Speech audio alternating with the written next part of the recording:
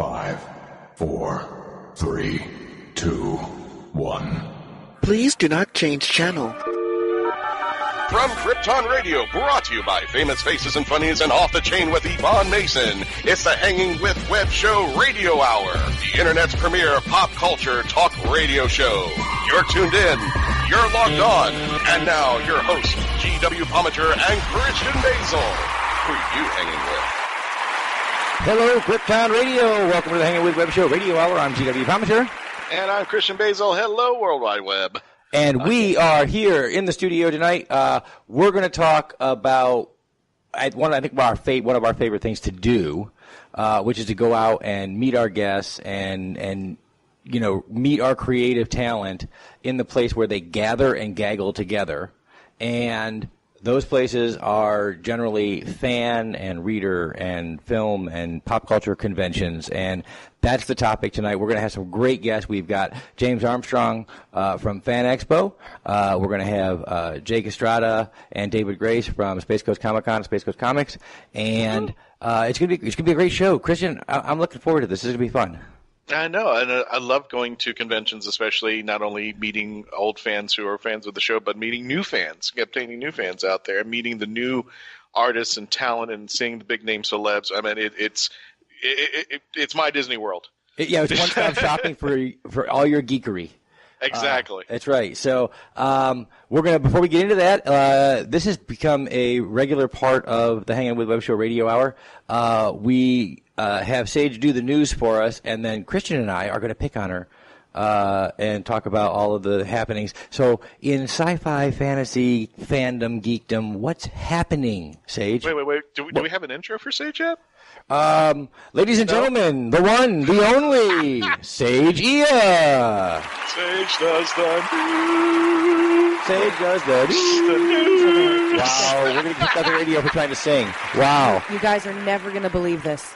What? Right? But what? Today is National Velociraptor Awareness Day. Aw, those are such cuddly creatures. They are. They are. Well, there was that one time that they ate Samuel L. Jackson. That doesn't count. He didn't hold a grudge.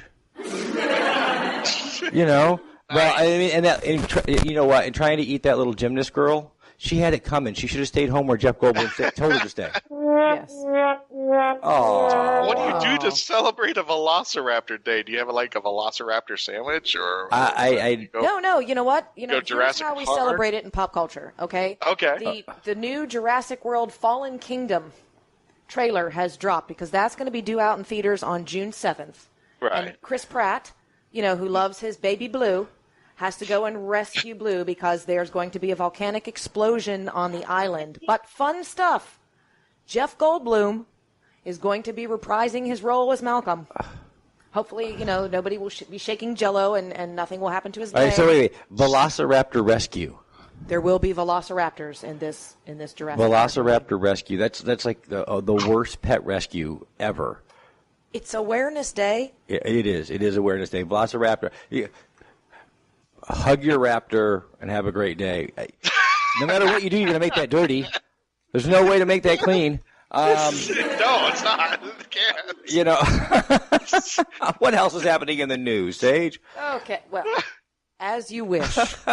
I will tell you, yes. Carrie Ells is going to join the Season 3 cast of Stranger Things on Netflix. He is going to be the Hawkins mayor, and he's going to be a slimy politician. So he's reprising his role as the Dread Pirate Roberts. Yes. Ah, there we go. That's a reprisal? Yes. Hey, look, if you need a mayor for a freaky little town, what better mayor? Oh, no, it gets freakier. Oh? Yes, because Jake Busey is also going to make an appearance on Stranger Things 3. He is going to be a journalist with, get this, questionable morals. No. What a stretch. Wow. I guess Gary was not available or wanted more money somewhere along the line. Yeah, they were going for Mini Busey on this. Excellent Season 3, though. They all borrowed their smile from the Osmonds, so it's okay. They have big. Oh, my God. I don't know. It's huge smiles, these guys. What else you got?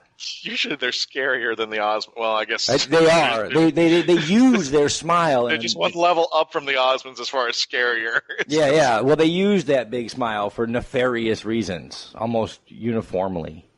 I like DC Cap. Okay. I do. I like Busey. Well, and Jason Momoa, who we recently saw as Aquaman in the DC verse. Yeah, of course. Khal Drogo, yes, who cannot actually reprise his role since he's dead on Game of Thrones, just like a lot. But don't resurrect him. He's expected to star in a remake of The Crow. Sweet. Yeah, and that's going to come out in 2019. Wow. Isn't that awesome? It is. It'll be really cool. Who he's playing? How do you pale up Jason Momoa? He's a Samoan. I mean, you got to actually, he'd have to actually be dead for real to get past. Excellent makeup department. Yes. Yes. We know a few people we'd like to send their way. What else you got? Anything else? I do. I have a bunch of premieres that are happening. Oh, yeah. What do you got? We have Westworld Season 2 that's going to premiere on HBO April 18th. That's yesterday. That's going to be at 9 o'clock. Okay. We have The 100 Season 5 that's going to premiere. Wait a minute. Did anybody see the last episode of The 100? Yes. No. It didn't leave much room for really? Oh no, it's coming back. It's coming back. It's on. Okay. Yeah. And the 100 is more like, the 1,000 or 10,000 now because there's a lot of people on Earth. Yes. It's not really 100 anymore. And they took a George Martin page out of my book and they killed off my favorite character, which was Lincoln. Didn't they like shoot 100 years into the future? So technically they killed everybody. Well, yeah. Except like one person. He dies, she dies, everybody dies. That's what happens. Yeah. Well, and then The Handmaid's Tale is coming back to Hulu April 26th. Yes. That second season. Yes. Darker. They said you thought season 1 was something. Wait till you see season 2. They always say that. It's how they get us to watch. Still. And then they keep us there because they do a good job. Wow. You know what a lot of our news has in common today is that a lot of the people who made the news on the Hanging with Web Show Radio Hour today, we're going to be seeing in about a month. Because we're going to see some of these folks at MegaCon in Orlando. That's right. We're looking forward to that. And also in MegaCon news today, Jewel State announced she's going to be there as well. Yes. And from Firefly fame. She's actually she's in a new project. It's called CC, and she plays an AI nanny. An AI nanny. An AI nanny, and they actually have an Indiegogo campaign going right now. It was a Crazy 8 competition. They only had 3 days to shoot it and 5 days to complete the entire project. Post-production, everything. Everything. And now they're ready to submit it to festivals, and that's what their Indiegogo campaign is on. Wow. Yeah. Nice. Sweet. All right. Well, we'll have to check that out when it gets to the festival circuit. Wow, fantastic. So, we get a lot of our news from the web. We get a lot of it from our past guests and of course from press releases and things that we get from events that we're planning on attending up the road. And that's the closest thing you get to a segue for me is now I'm going to. It is. I realized about halfway through that I was segueing into something and I had no Everybody hug your velociraptors. Yes. I had no connective tissue whatsoever, so I'm just building it like a 3D printer mesh kind of thing. No, we get a lot of the information and we meet a lot of our artists, authors, filmmakers, and creators on the floors at conventions and conferences around the country. One of our favorites is MegaCon Orlando. It's in our backyard. It is one of the largest conventions on the East Coast. And we are blessed to have on the show with us James Armstrong, who is the Senior Event Coordinator for Fan Expo Canada, and we had on the show last year, just before MegaCon. We had a chance to pick on him and talk to him and get him to talk some Klingon with us. And James is back with us. James, how are you, man? Thanks for hanging with us. Hey, hi. How you doing? Pretty good, man. We're getting excited. I know you are probably getting exhausted. Yeah, well, it's the start of the convention season, and MegaCon is right in the middle of it. So we'll hit our stride right when we hit down in Florida. See, after that many conventions, when you say hit your stride, my first thought is get a nap, and that's not going to happen. It's 4 days of fun. How are you going to squeeze that in? So, James, everybody has seen either on a YouTube video or heard about it on a podcast or seen photos on their social media feed everything that happens on our side of the convention hall, and they're massive. It's a buffet that feeds an ever hungrier pop culture fandom. On the backside where you're working tirelessly, how the hell are you doing it, man? You got events scheduled for 4 days straight and nights here in Orlando, and that's one convention. How many conventions are you guys doing this year? I believe we have 11 events this year, so all in different cities. Different countries, by the way, guys. These guys work from all through the U.S. and Canada as well. Canada. Yeah, I'm at the head office in Toronto, so it all kind of started there. The first event that we had was Fan Expo Canada, the biggest. It's still the biggest one we have on the roster, and that's been going for over 25 years. And we go from basically city to city about once a month and execute these shows. So unfortunately, the biggest part of the job as far as like hours go is actually sitting in front of a computer like everybody else. So that part is not the glamorous part, but I don't know how people put these things on before the internet and computers. Like, can you imagine 30 years ago trying to do a MegaCon with a fax machine? Yeah, a fax machine and a whole lot of stamps. Yeah, it is. And one of the things that is great about coming to these conventions is the opportunity to meet new and up-and-coming creative artists and entertainers that line the rows of Artist Alley and Authors Alley, and where do you find these guys, James? You find some of the newest talent to go with the celebrities and things like that, and we're going to talk about that in a little bit, but where do you find the up-and-coming talent? How do they find you? Well, there's probably no one answer to that. It comes from a lot of directions. Some of the publishers provide up-and-coming projects, so something that might not be released yet that will have some new talent on it. Or in the publishing world, there's a lot of stuff that gets sort of picked up off of the internet. So somebody builds a following, just doing public, publishing their stuff in public in sort of serialized form, and then they get picked up by a major publisher. A lot of people get representation early now. So some people, before they create anything, have the foresight to protect their creations and actually have a representative. And of course, we're very familiar with them because a lot of them have now large rosters, which include actors, musicians, illustrators, authors, everything you can imagine. The newest one is YouTubers. So a lot of the YouTubers that are into the 1 million follower range, they're typically represented by large agencies now. So we're getting to know that market as well.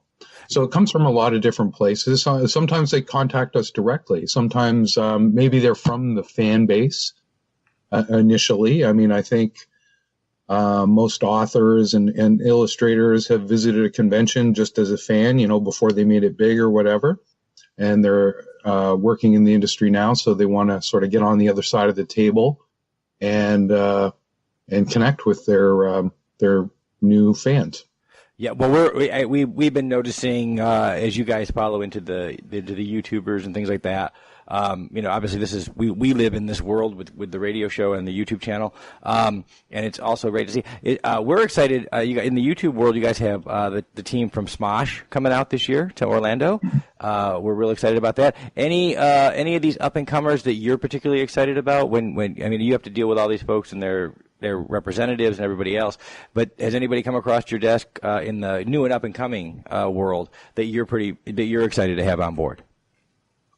Well, yeah, I would definitely say I'm most interested to see how the YouTubers do, because it's kind of outside of our wheelhouse a little bit, where if you read comic books, you might not be watching the Smosh Games channel. We don't know how related they are, but we've had these guys at an event before, and they're just great with the fans. They really enjoy it. They They go out of their way. They do selfies with everybody. They'll sign anything you want. So that they really want to be there, which is a big plus. And the other one that we have coming to MegaCon as well is Tobuscus. So I worked with him in Dallas for our last event, and he, again, was just super with the fans. So really appreciates them. And when the fans get their time with them, I think they walk away with a really, really great experience. And that's what we do in live events, is to give the fans an experience.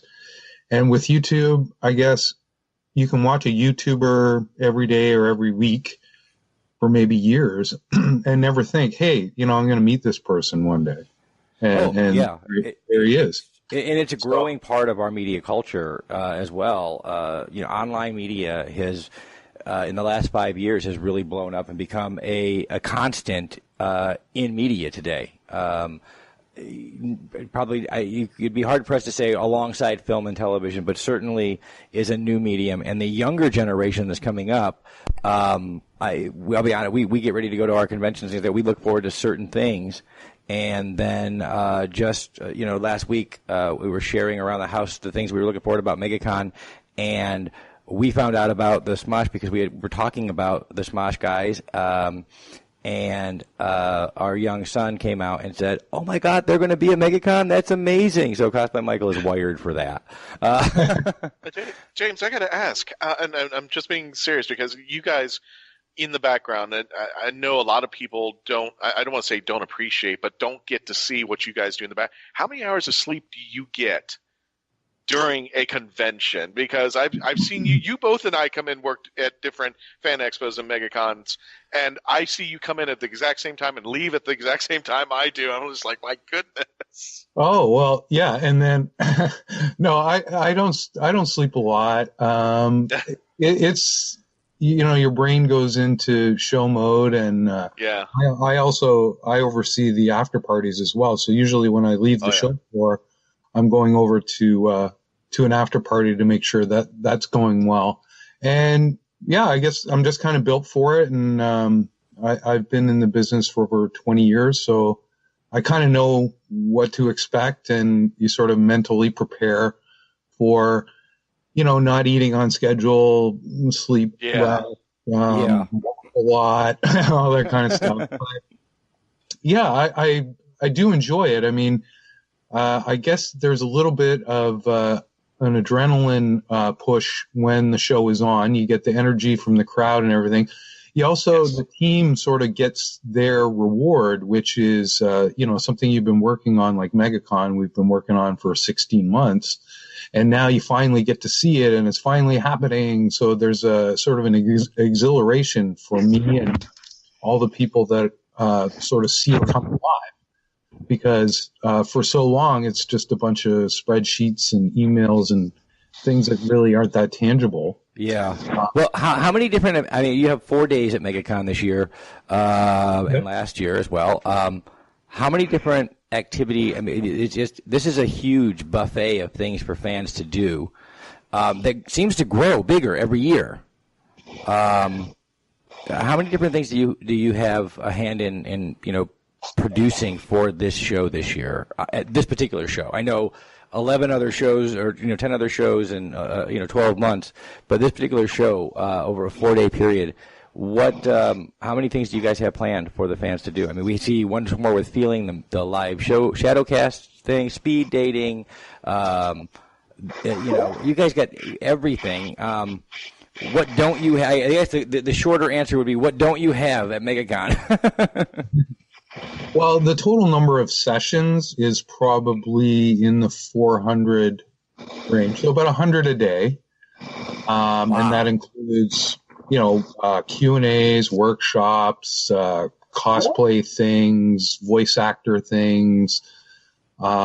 We basically try to schedule it so whether you're with us for the 4 days or just a single day, that we cover your interest. So when you buy a ticket, we don't know exactly what brings you exactly to MegaCon, but we say if you're just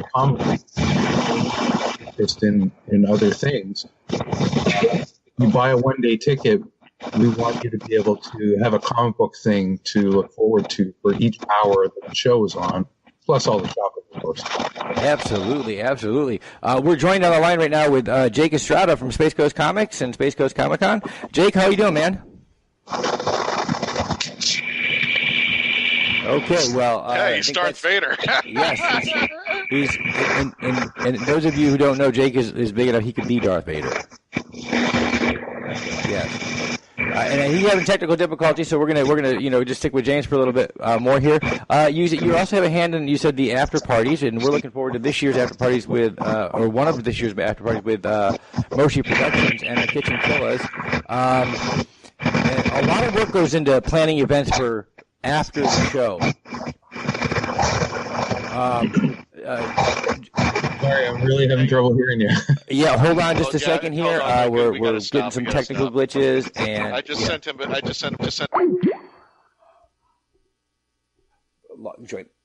the call again. Keep rolling. Go up there. Join call. You kicked yourself off. Okay. Jake.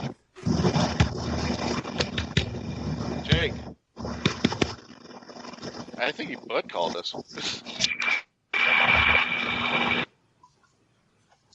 Okay, he hung up.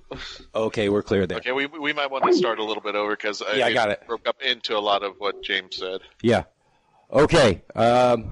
Okay, so James, you said you are also involved with a lot of the after hours, after party work, following that kind of stuff.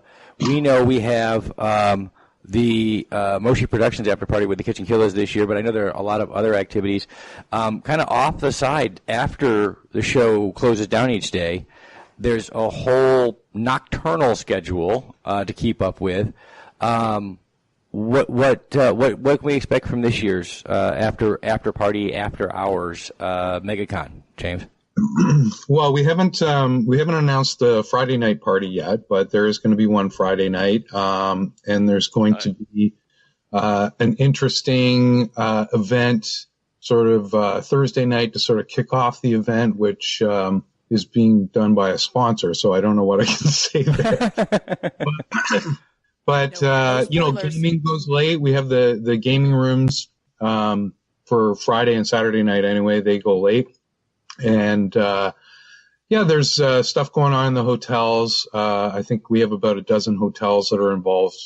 Okay. All right. Yeah, no, there are a lot of things going on after hours at MegaCon, and from gaming that goes into the night to after parties.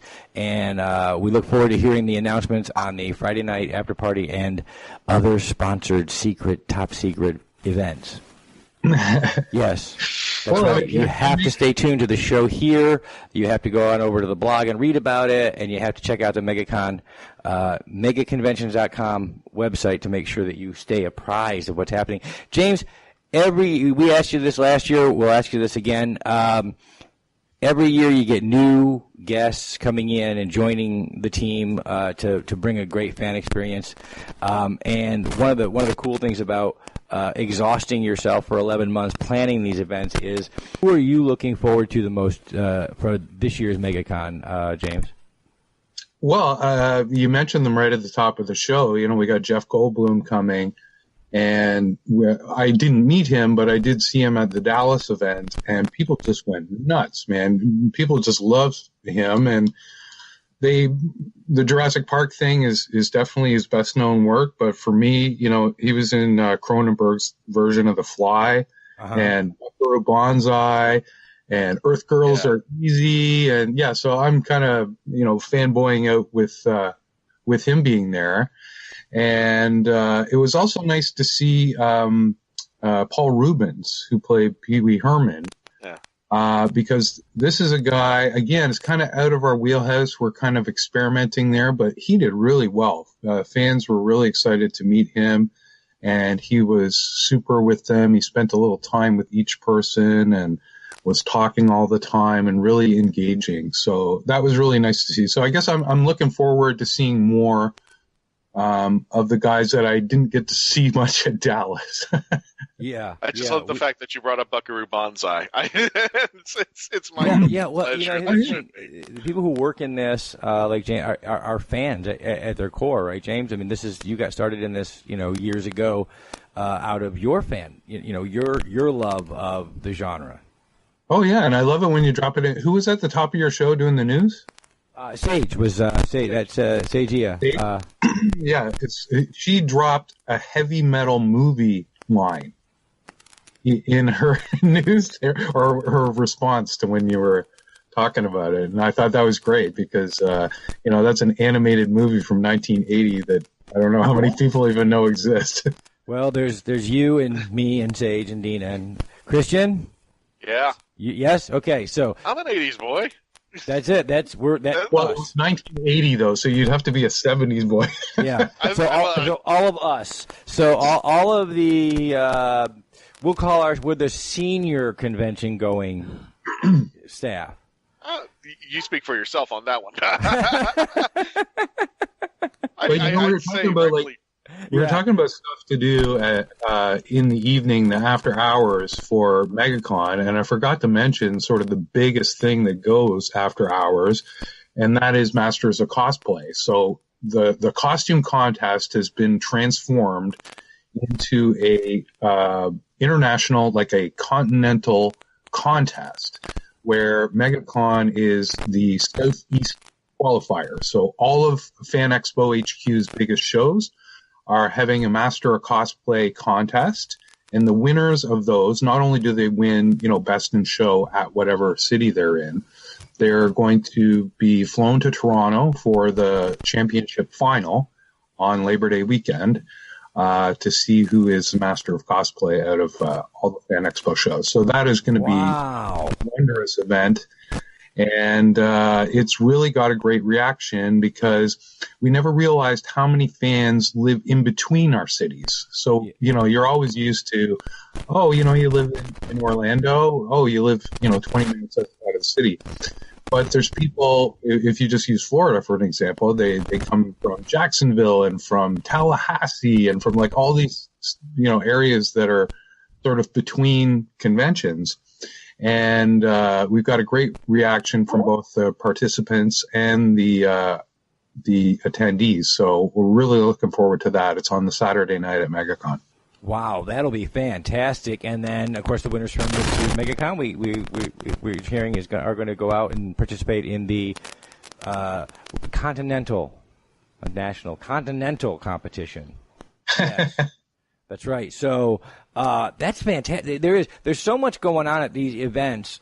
There's so much work and hard work that goes in to each of these events, from fantasy, sci-fi, film and television to comic books, which is where that's our roots. That's where we came. We came from comic book culture.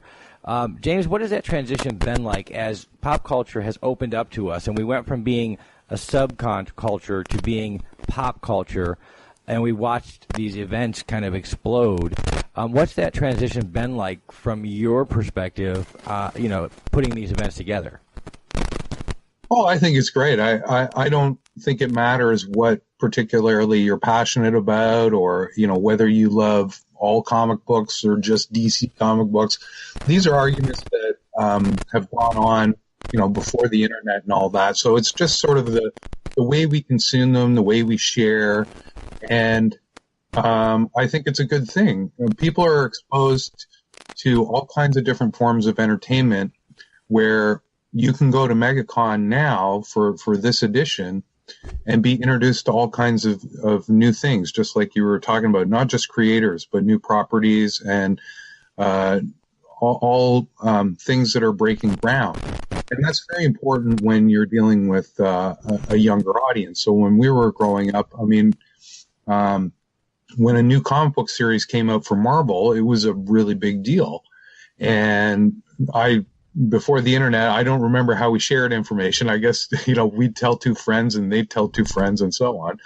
But word would spread that, hey, this is a neat thing and you should check it out. And then you look at the numbers to stay on comic books, where in the late 70s, Amazing Spider-Man was selling 600,000 copies a month. And, now it's, what is it? Is it even 100,000? So even though it's a different way that we consume entertainment and share our passions for it, the transition has been really good, and people can pick and choose. There's a lot of more, a la carte. So I know fans that go to, well, we get the emails sometimes. So when the schedule goes up for MegaCon, we'll get the odd email of somebody that wants to see a sort of obscure anime thing at the same time that, Jason Momoa is talking.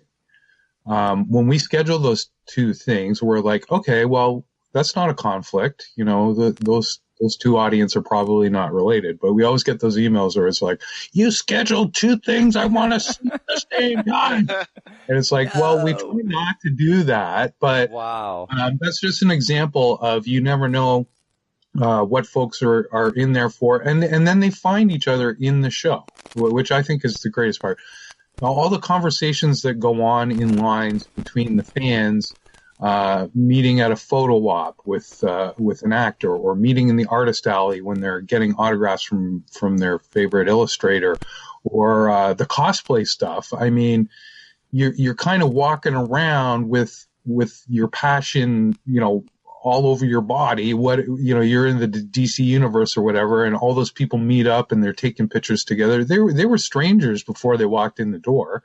And now they're having a moment and getting to know one another, and maybe go on to be friends and make it a yearly thing. So there's a big social aspect that we really fit into. I mean, it's really helped along the way that when you have a convention that it's the same time of year, the same kind of place, and sort of the expectation is there because, people have lives, they have to work and go to school and other things.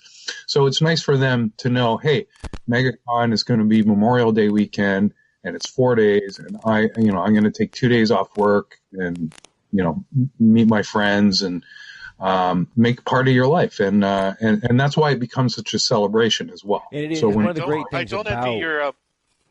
Yeah. And I don't envy the guys who do the scheduling. I feel bad for them because one of the hardest things, especially now in this day and age, what I've called cross-pollination, and let's take John Barrowman for the better example. He's in Doctor Who, he's in Torchwood, he's in Arrow. So if you have like an Arrow panel and a Torchwood panel, or John Barrowman is in one of those things, it's really hard to, ascertain, because all these people have been bouncing around other genres and other geekdoms that it's hard to, match up and not conflict somehow. I feel bad for the people who try to schedule, because that's the hardest part. They want to see John Bowerman, but they want to go to the Arrow panel too. So it's like, oh boy. Oh yeah, well, it's got to be a huge challenge now that the community. That's one of the greatest things about attending conventions and being a part of this world is the community that builds around. So in some cases, a single event. People wait all year to come to MegaCon Orlando or to other events. And run into as James said, their friends, people that they haven't seen in sometimes a year, and the community crops up around it. And as that community expands, like Christian said, there's a kind of cross-pollination between varying genres and fandoms within pop culture, and it's got to be a huge challenge. Now, the MegaCon is also one of those terrific shows that is really, really family-friendly. And we know this year you got a lot of things happening for the kids. James, you want to talk about that a little bit, the things that you got going on for the kids at MegaCon this year? Oh, yeah, sure. We always have the family lounge, we call it. So basically it's a big space that's a little quiet. It's tucked off the main drag there. So the wonderful parents that bring their younger children and drag them around the show, it's sort of their place to go and put their feet up for a few minutes and just take a rest, and it's a little quieter. And there's lots of things to do for 12 and under. Paper crafts. We have costume visits. There's sing-alongs. There's just all kinds of activities going on in there, and it's all free. It's part of the admission, and we actually have a kids-free coupon for kids under 12 that's available on the website. And basically this is, well, a couple of things for us. We don't want parents to be like sort of punished for having kids. You know, it's like we want the families to like stay together and have quality time together. And we think our event is it, and we have a lot to offer, no matter what your age is. And if you just stand around the 501st booth for like 10 minutes and see, I don't know how many children burst into tears with happiness when they meet, you know, stormtroopers and Darth Vader, it's just like a great moment. And I know our fans out there on Krypton Radio and throughout the internet know that's in our book. That's huge parenting win when you drag your kid around a pop culture convention, because there is so much awesome to see. And it is an amazing thing to watch kids interact with these fantastic creative artists and entertainers, and walk away little fans of things that their parents may not be fans of. I know we actually have learned a lot about different fandoms from our little cosplay Michael, because we've gone into shows and thought, hey, I want to go over and see this, and we want to do this, and we want to do this many interviews. And then Michael comes up and says, oh, my goodness, that guy's here. And I'm like, who is that? And so you get to know your family members, whether they're teens or under 12, or you really get to know the people you're hanging out with, including the kids, because you get to see the things that they're excited about. Well, you mentioned the example about the YouTubers. So that is a young thing. I know I have a couple of teenage sons, and they're excited about those YouTuber names that we have. That's for them, that's sort of the biggest star. I mean, they know who Jeff Goldblum is and stuff, but it's not really from their era. So there is that. And the kids are also great with the cosplay. So you're seeing more and more like younger and younger people dressing up. And we had, I think, the youngest sort of professional cosplayer at our Dallas event. She's 8 years old, and her name's Maddie Lee, and she was just fantastic. Big professional booth. She has wonderful costumes and makeup. She wore different things every day. She did photo shoots with everyone. Just incredible. So it shows you that no matter what your age, that this is all inclusive, and if you have a large family, it's good quality time. It's like going to any kind of theme park. You can get a little bit of what you want personally, but you're also sharing at the same time. What I think about wonderful is about the con life is that, and I use this analogy a lot too, especially with MegaCon. When you go to like a football game, there's everybody dressing up in their own football team garb, their football team colors, they're posed against each other, they're fighting, they're screaming, they're yelling at each other and rooting for their own team. Unlike that, when it comes to like convention life, you still have that kind of spirit where kids and adults are coming in to tell their story, to show their character, to express their geekdom. But instead of having an imposing thing where, it's a competition, it's now an acceptance to say that Darth Vader can, battle it out with Doctor Who's sonic screwdriver, that can battle it out with Wonder Woman and her truth-telling lasso. That these things do not have a limitation, but an open acceptance to everyone to geek out and enjoy each other's company. And I do love the impression that conventions like MegaCon give is that there are no limitations, there are no boundaries, and everybody, like you said, walks in as strangers, comes out as friends. Yes, well said. I agree. Sorry. Well, I didn't want to take the thunder part. Sorry. And you know what? That's what it's all about. It's all about building that community and celebrating the things that we really, really love, including our families, and the opportunity to spend quality time with family members of all ages. Wow. So, James, last year we had a chance to talk a little bit about your love of pop culture and your background and what drew you in to wanting to organize this. And And after 20 years now of exhaustion, you'll sleep the next 20, right? At one point? I'm not a big fan of sleep. I guess I'm one of those people that sleep seems like a waste of time. What's your kind of your niche within the fandom? I know you get to work with all things, be it cosplay, be it comic books, movies, films, celebrities. You get to kind of be very well versed in all of geekdom. But what is your particular passion? What are you excited about inside the fandom? Well, what I grew up with, so it's amazing how much all of it is still around. So I'm trying to think of the first example. So I guess when I'm like 11 or 12, I got The Hobbit. I think it was a Christmas gift. So I read that until the pages fell out. And then they started rerunning Star Trek. Star Trek was off the air actually before I would remember. But when they did the reruns in the 70s, I remember running home after school and had to catch every Star Trek episode. So Star Trek was next for me. And then in 1977, Star Wars came out, and that I guess that was a epoch moment for science fiction and or space opera, whatever you want to call it, because that made it very accessible and it became general public. For once the larger populace engaged in that. Yeah. Well, that was sort of a chrysalis moment in the transition from, again, subculture to popular culture.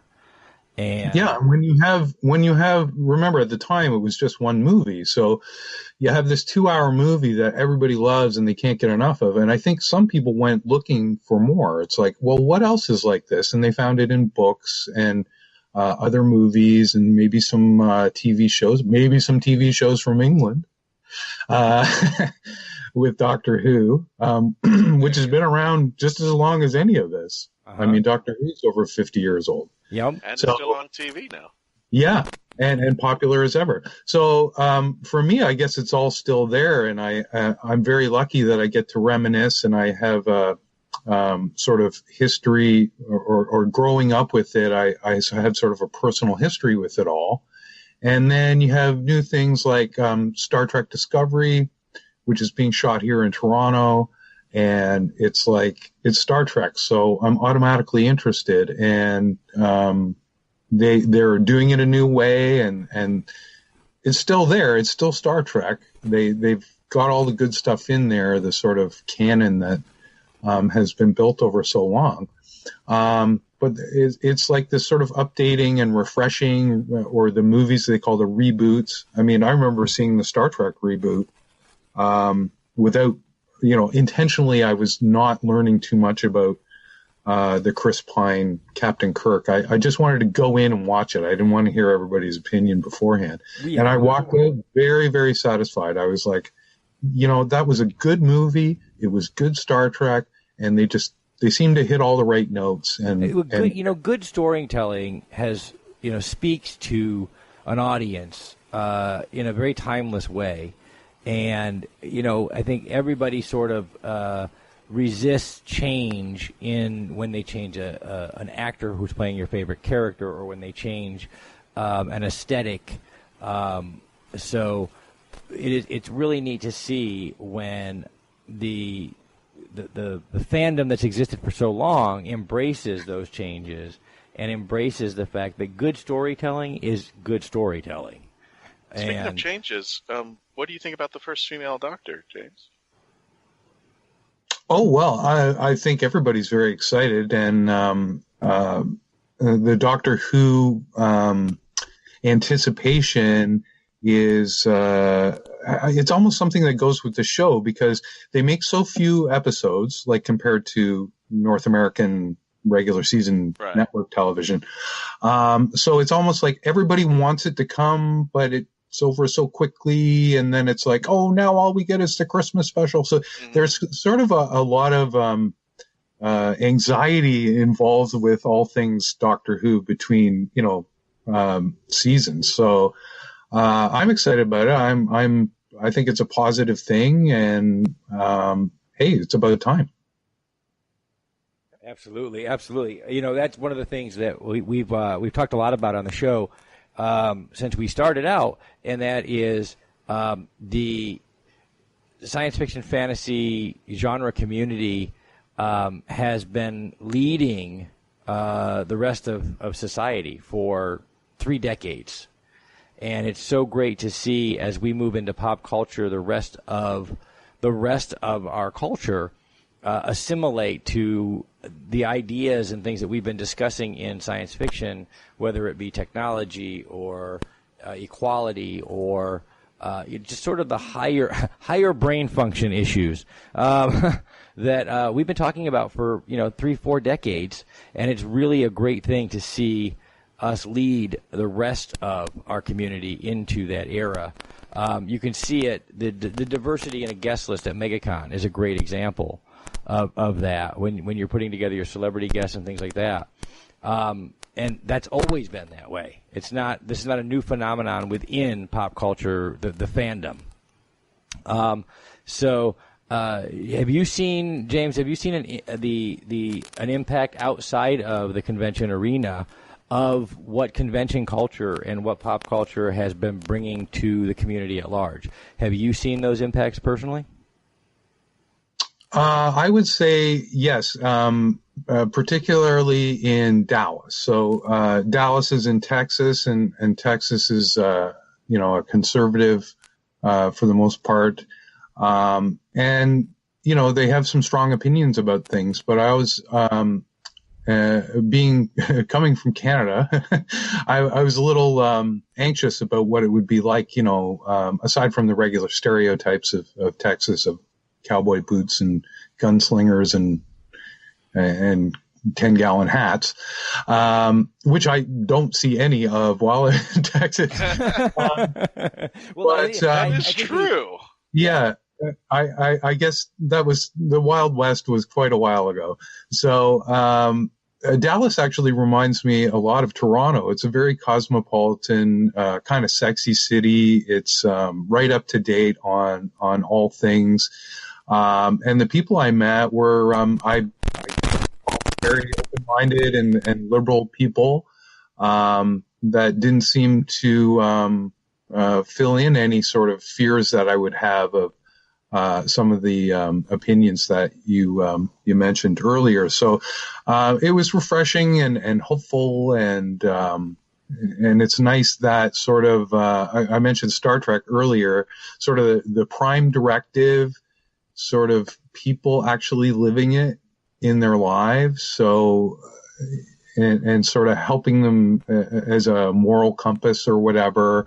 And finding like-minded folks who will join them. And I think a lot of that feeds to itself. And we talked about families and young children. They recognize these things. And to see kids early, you see a lot of them on YouTube, very young kids declaring sort of what their life's purpose is. And it's just so positive that these influences are make me very hopeful, and I think fandom and all the things that we do and how we interact with them does leave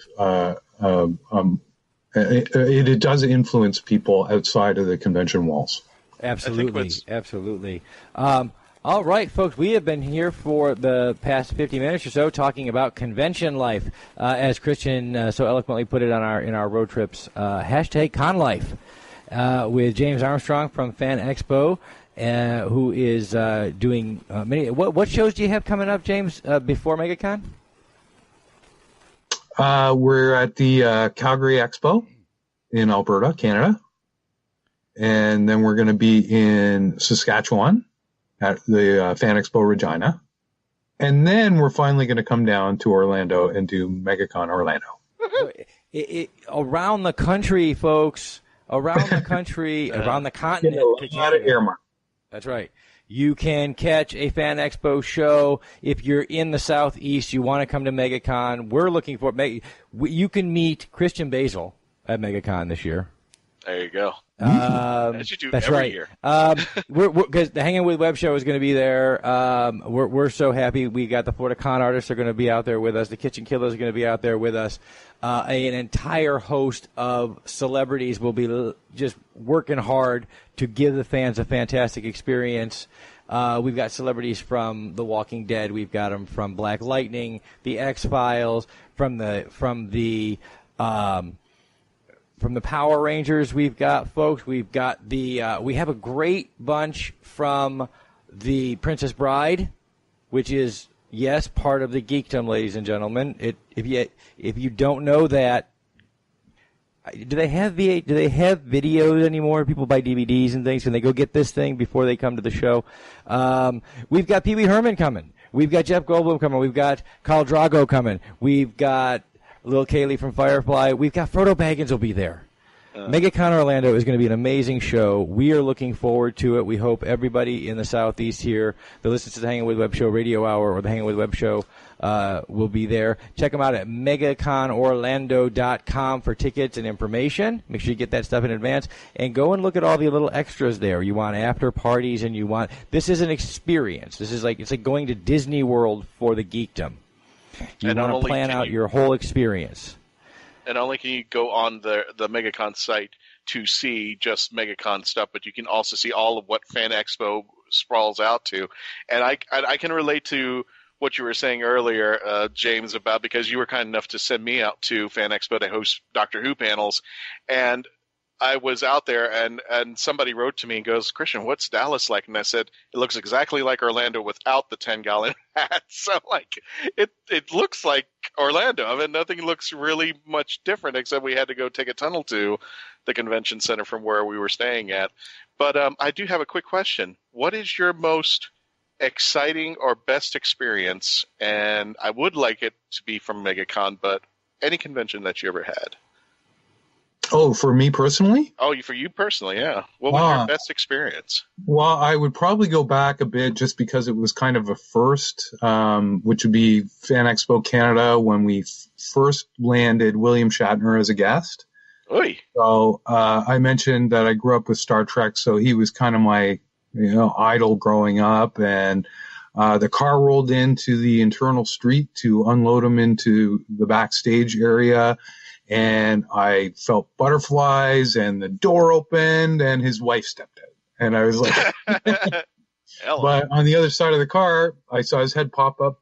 He was getting out of the other side of the car, and, marched over, showed him what direction the office was, kind of thing, like where we'd be holding, and got to introduce myself and shake his hand and chat a bit. And that was very thrilling that you never think, well, while you're watching whatever or enjoying something that, hey, you're going to meet this person one day. It was just never something that crossed my mind. So here it was that it was actually happening. And so that was a very memorable moment for me.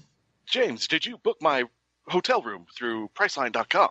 If you haven't, you should right now. Actually, that was also the first time that I actually went in a private elevator at a hotel. So there's secret elevators at some high-end hotels, usually for celebrities, and William Shatner was one of them. And so there was another piece of that. It was like I was seeing how the high-end celebrities live, and they have their own elevators where they don't have to get in an elevator with all the other riffraff that are staying with us. With us. Yeah. Actually, this hotel, no one would stay in. I think it was $600 a night. It was, so that was an exciting experience. And of course, I see all kinds of things out on the floor that are touching and memorable, as whether they're younger kids or. There's been a lot of wedding proposals at Fan Expo, just all kinds of great things. It really is an experience, and it really connects people in a deep way. And I'm really so glad that I'm part of it and that it's gone the way it has. Well, we're glad you guys do what you do, and we're glad that you bring it to us. And Okay, so that's kind of an overall memory. Now, last year you talked a little bit with us, and we told the story on the show about a couple that got engaged at a fan expo. Is there a 2017/2018 big moment that you're most proud of at a fan expo show? Well, I haven't been doing the weddings. We did that. I think it was 2016. We were actually performing weddings at Fan Expo, and it was fun, and it was very, wow. Yeah, it was very engaging. But as I said before, I think the big moment for me, I guess, is when we get the thing open. When you've been working on this thing, and all the people involved, and you're all in the same room, and you finally get to see this thing come to life. That's going to be my highlight, especially for MegaCon, because I'm very proud of everybody, all the work that's been involved with that. I think this is going to be the best MegaCon ever. I'm just not saying that, year after year. When I look at the calendar and I look at the things that we've done, this is just an amazing show, and I'm so looking forward to it. Not to diss our other events. It's just, if I had to pick a favorite for this year, it would probably be MegaCon, and it hasn't even happened yet, but really looking forward to it. Yeah, no, it's only because we're coming. That's right. That's right. Well, we are really looking forward to MegaCon Orlando this year. It is coming right up next month. So yeah. So Memorial Day? We're really looking forward to it. That's May 24th through May 27th, 2018. Everybody, it is Thursday, Friday, Saturday, Sunday. It's the Orange County Convention Center in Orlando, Florida, right on I-Drive. You can't miss it, and you can't miss it. They will be 100,000 of your closest friends dressed in everything. I don't. I can't even.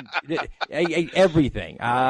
You'll see Doctor Who standing next to Darth Vader, chatting with Wonder Woman, hanging out with Chewbacca and Aquaman and Batman. And there's just, if you see a gaggle around the convention, that's us. That's, oh, but